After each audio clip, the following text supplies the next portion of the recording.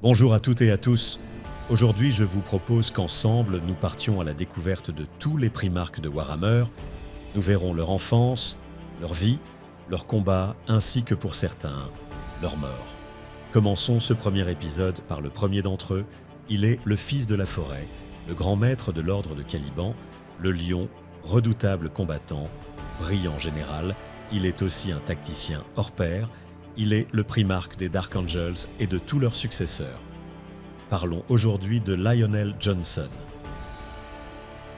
Ayant grandi seul parmi les grandes bêtes immondes des profondes forêts du monde de Caliban, L. Johnson sera finalement trouvé par un groupe de chevaliers issus d'une confrérie nommée l'Ordre.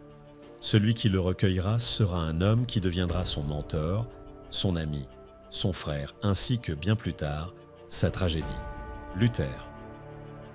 Après avoir pris la tête de l'Ordre bien des années plus tard, le lion éradiqua aux côtés de Luther les grandes bêtes de la forêt lors d'une croisade d'extermination avant d'être retrouvé par l'empereur qui le nomma à la tête de la première légion qu'il baptisera les Dark Angels. C'est à la suite d'une de ses campagnes sur le monde de Saroche qu'un attentat le visant changea son destin et celui de ses fils, car tenu comme responsable de ne pas avoir agi assez tôt contre cette menace, le lion bannit Luther sur Caliban. Lion L. Johnson était considéré comme le commandant le plus pragmatique et le plus impitoyablement efficace de la Grande Croisade. Sa tâche consistait à déraciner les menaces que l'Imperium craignait le plus, et il l'a entreprise avec une vaillance sans égale. Cette philosophie, apprise dans les forêts de Caliban, marqua son sinistre commandement de la Première Légion. Action sans délai et acharnement sans réserve étaient ses maîtres mots. Pendant la Grande Croisade, sous son commandement, les impitoyables Dark Angels n'ont pas agi pour la gloire et les honneurs, mais seulement pour la victoire, pour vaincre et écraser les ennemis de l'humanité et les laisser briser et voués à l'oubli. N'ayant pas été touché par les sombres complots d'Horus, le lion allait revenir des frontières de l'Imperium avec la même détermination brutale et la même ferveur vengeresse, tourné alors contre ceux qu'il avait autrefois nommés frères. Lorsqu'il apprit la trahison d'Horus, il s'engagea résolument contre l'architraître, affrontant les Sons of Horus et les Night Lords lors de longues et violentes croisades, développant une rivalité féroce avec Konrad Kurz. Durant une campagne, il ralliera le monde de Perditus et s'emparera d'une arme Xenos capable de réaliser des sauts warp précis et extrêmement efficaces.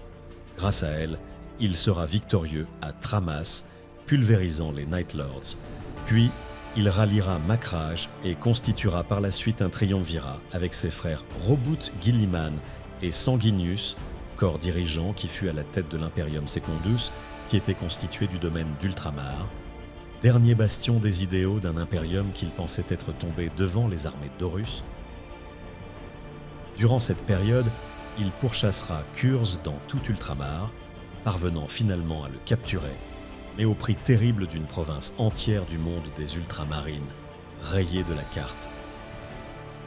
Lorsqu'il comprendra, grâce aux visions de Kurz, que Terra tenait toujours bon, il convainquit ses frères de la véracité de ses visions. Il partira avec sa légion et ses frères pour venir en aide au maître de l'humanité.